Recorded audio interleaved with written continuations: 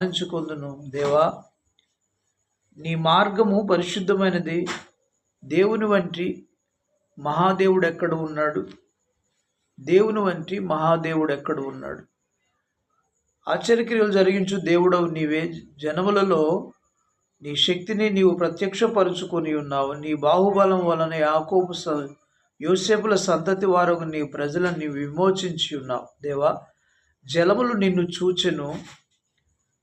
నిన్ను చూచి దిగులు పడెను. అగాధ జలములు గజగజలాడెను. మేఘరాశులు నీళ్లు దిమ్మరించెను. అంతరిక్షము ఘోషించెను. నీ బాణములు నలుదిక్కుల పారెను. నీ ఉరుము ధ్వని సుడిగాలిలో మ్రోగెను.